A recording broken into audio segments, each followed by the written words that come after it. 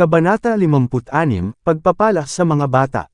Ang kabanatang ito ay batay sa Mateo Kapitulo 19 versikulo 13 hanggang 15, Marcos Kapitulo 10 versikulo 13 hanggang 16, Lucas Kapitulo 18 versikulo 15 hanggang 17. Si Jesus ay palaging mahilig sa mga bata. Tinanggap niya ang kanilang parang bata na pakikiramay at ang kanilang bukas, hindi apektadong pag-ibig. Ang nagpapasalamat na papuri mula sa kanilang dalisay na mga labi ay musika sa kanyang mga tainga, at nagpaginhawa sa kanyang espiritu kapag sinisiil ng pakikipag-ugnayan sa mga tuso at mapagkunwari na mga tao.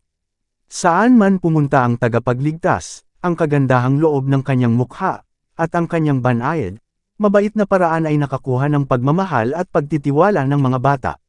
Sa mga Hudyo ay kaugalian na ang mga bata ay dalhin sa ilang rabi, upang aipatong niya ang kanyang mga kamay sa kanila bilang pagpapala, ngunit inisip ng mga alagad ng tagapagligtas na ang kanyang gawain ay masyadong mahalaga upang matakpan sa ganitong paraan.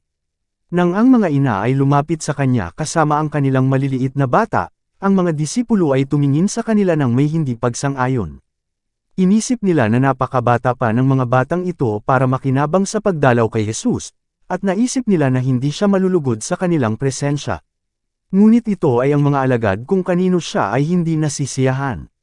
Naunawaan ng tagapagligtas ang pangangalaga at pasanin ng mga ina na naghahangad na sanayin ang kanilang mga anak ayon sa salita ng Diyos. Narinig niya ang kanilang mga panalangin. Siya mismo ang nagdala sa kanila sa kanyang presensya.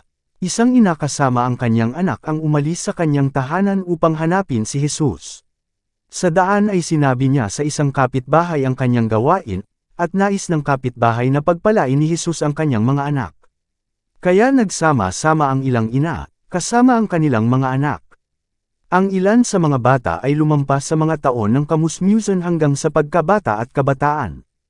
Nang ipaalam ng mga ina ang kanilang pagnanasa, narinig ni Jesus ng may simpatiya ang mahiyain, nakakaiyak na kahilingan. Ngunit hinintay niya kung paano sila pakikitunguhan ng mga disipulo. Nang makita niya na pinaalis nila ang mga ina, na iniisip na bigyan siya ng isang pabor, ipinakita niya sa kanila ang kanilang pagkakamali, na sinasabi, "Pabayaan ninyong magsilapot sa akin ang maliliit na bata, at huwag ninyo silang pagbawalan, sapagkat sa mga ganito ang kaharian ng Diyos." Kinalong niya ang mga bata, ipinatong niya ang kanyang mga kamay sa kanila, at binigyan sila ng pagpapala kung saan sila nagmula. Naaliw ang mga ina, umuwi sila sa kanilang mga tahanan na pinalakas at pinagpala ng mga salita ni Kristo. Hinikayat silang dalhin ang kanilang pasanin ng may bagong kagalakan, at magtrabaho ng may pag-asa para sa kanilang mga anak. Ang mga ina ngayon ay dapat tumanggap ng kanyang mga salita ng may parehong pananampalataya. Si Kristo ay tunay na isang personal na tagapagligtas ngayon gaya noong siya ay namuhay bilang isang tao sa gitna ng mga tao. Siya ay tunay na katulong ng mga ina ngayon gaya noong tinipon niya ang maliliit na bata sa kanyang mga bisig sa Judea. Ang mga anak ng ating mga apuyan ay kasing dami ng pagbili ng kanyang dugo gaya ng mga anak noong unang panahon. Alam ni Jesus ang pasanin ng puso ng bawat ina. Siya na may ina na nakipaglaban sa kahirapan at kahirapan ay nakikiramay sa bawat ina sa kanyang mga paghihirap. Siya na gumawa ng mahabang paglalakbay upang maibsan ang nababalisan na puso ng isang babaeng Kanaanita ay gagawa ng gayon din para sa mga ina ngayon. Siya na nagbalik sa balo ng nay ng kanyang kaisa-isang anak na lalaki, at na sa kanyang paghihirap sa krus ay nalaala ang kanyang sariling ina, ay naantig ngayon sa kalungkutan ng ina.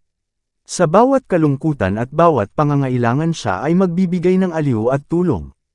Hayaan ang mga ina na lumapit kay Jesus na may mga kaguluhan. Makakahanap sila ng sapat na biyaya upang tulungan sila sa pamamahala ng kanilang mga anak. Ang mga pintuan ay bukas para sa bawat ina na maglalagay ng kanyang mga pasanin sa paanan ng tagapagligtas.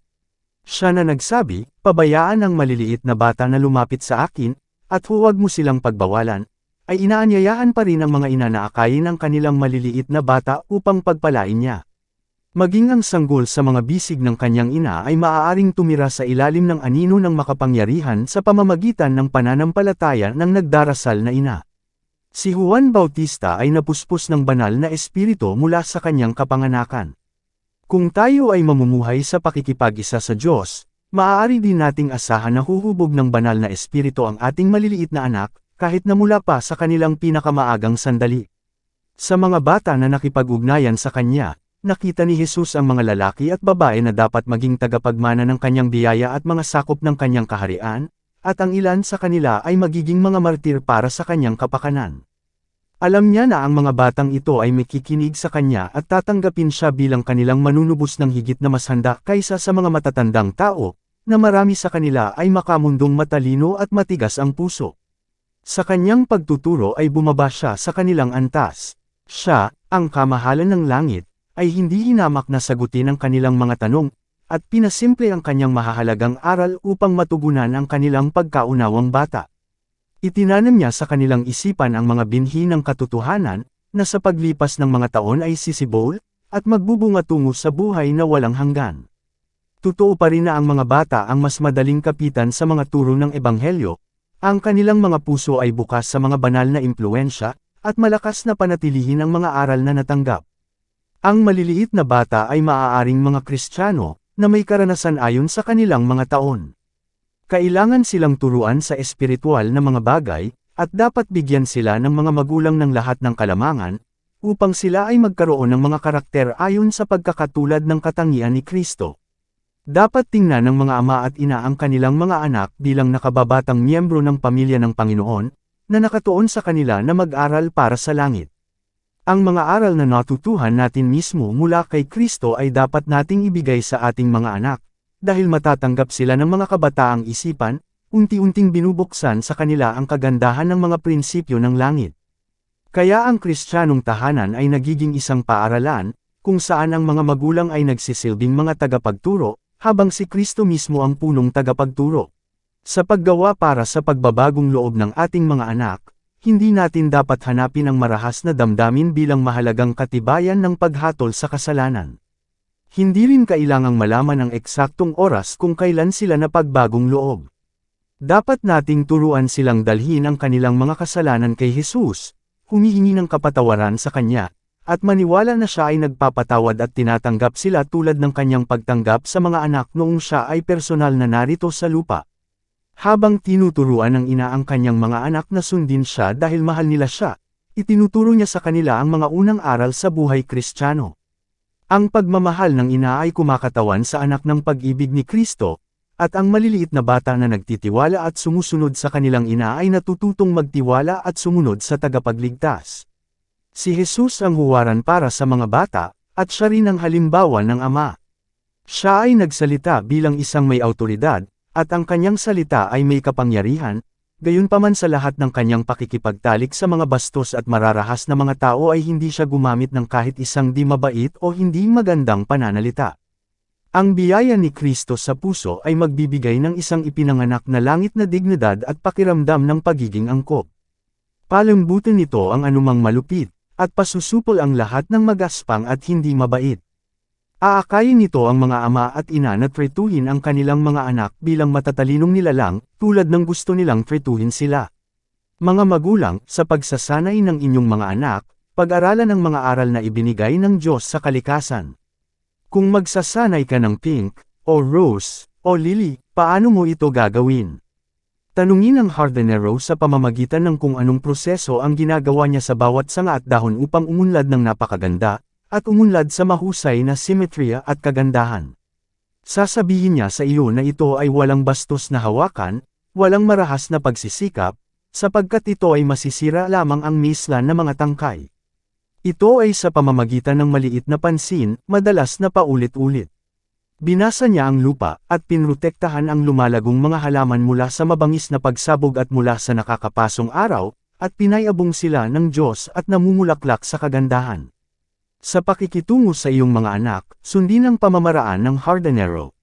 Sa pamamagitan ng banayad na mga paghipo, sa pamamagitan ng mapagmahal na paglilingkod, sikaping hubugin ang kanilang mga karakter ayon sa huwaran ng katangian ni Kristo.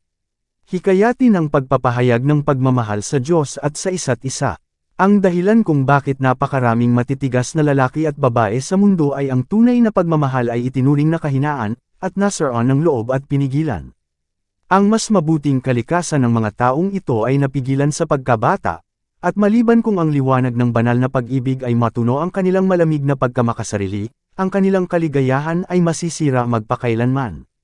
Kung nais nating taglayin ng ating mga anak ang magiliw na espiritu ni Jesus, at ang pakikiramay na ipinakikita ng mga anghel para sa atin, dapat nating hikayatin ang bukas palad, mapagmahal na damdamin ng pagkabata.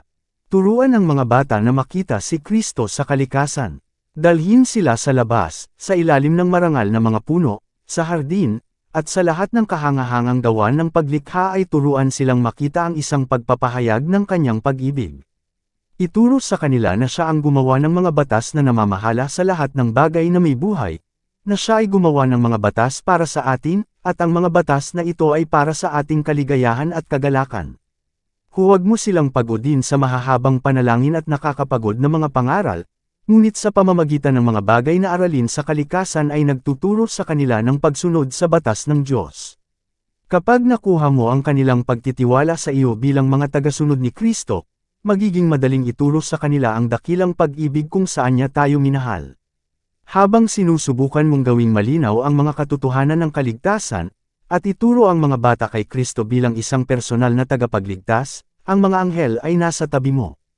Ang Panginoon ay magbibigay sa mga ama at ina ng biyaya upang maakit ang kanilang maliliit na bata sa mahalagang kwento ng sanggol ng Bethlehem, na siyang tunay na pag-asa ng mundo. Nang sabihin ni Jesus sa mga disipulo na huwag pagbawalan ang mga bata na lumapit sa kanya, nagsasalita siya sa kanyang mga tagasunod sa lahat ng panahon, sa mga opisyal ng simbahan, sa mga ministro, katulong, at lahat ng Kristiyano. Hinihila ni Jesus ang mga bata, at sinabi niya sa atin, pabayaan silang dumating, na parang sasabihin niya, darating sila kung hindi mo sila hahadlangan. Huwag hayaang ang iyong hindi Kristong katangian ay mag-misrepresentar kay Jesus. Huwag mong ilayo sa kanya ang maliliit na bata sa pamamagitan ng iyong pagiging malamig at malupit. Huwag kailanman bigyan sila ng dahilan upang madama na ang langit ay hindi magiging isang magandang lugar para sa kanila kung naroon ka. Huwag magsalita ng relihiyon bilang isang bagay na hindi maintindihan ng mga bata, o kumilos na parang hindi nila inaasahan na tanggapin si Kristo sa kanilang pagkabata. Huwag bigyan sila ng maling impresyon na ang relihiyon ni Kristo ay relihiyon ng kadiliman, at na sa paglapit sa tagapagligtas ay dapat nilang talikuran ang lahat na nagpapasaya sa buhay. Habang kumikilos ang banal na espiritu sa puso ng mga bata, makipagtulungan sa kanyang gawain. Ituro sa kanila na tinatawag sila ng tagapagligtas, na walang makapagbibigay sa kanya ng higit na kagalakan kaysa ibigay nila ang kanilang sarili sa kanya sa pamumukadkad at kasariwaan ng kanilang mga taon. Itinuring ng tagapagligtas ng may walang katapusang lamang ang mga kaluluwang binili niya ng kanyang sariling dugo. Sila ang pag-aangkin ng kanyang pag-ibig. Tinitingnan niya sila ng may hindi maipaliwanag na pananabik. Ang kanyang puso ay iginuhit, hindi lamang sa pinakamahuhusay na pag-uugali ng mga bata, kundi sa mga may mana na hindi kanais-nais na mga katangian ng pagkatao. Hindi nauunawaan ng maraming magulang kung gaano nila pananagutan ang mga katangiang ito sa kanilang mga anak. Wala silang lamang at karunungan upang makitungo sa mga nagkakamali na ginawa nila kung ano sila. Ngunit si Jesus ay tumingin sa mga batang ito ng may habag. Sinusubaybayan niya mula sa sanhi hanggang sa epekto.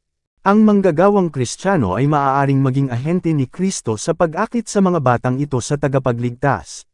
Sa pamamagitan ng karunungan at taktika ay mabibigkis niya sila sa kanyang puso, mabibigyan niya sila ng lakas ng loob at pag-asa, at sa pamamagitan ng biyaya ni Kristo ay makita silang nagbabago ng pagkatao, upang sa kanila ay masabi, sa kanila ang kaharian ng Diyos. Dito nagtatapos ang Kabanata 56. Para updated ka sa susunod na kabanata, ay huwag kalimutang mag-subscribe, mag-follow at mag-share sa ating channel Renilab TV. Maraming salamat po.